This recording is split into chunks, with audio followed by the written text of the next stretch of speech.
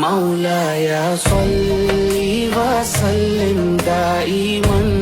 أبدا على حبيبك خير الخلق كلهم محمد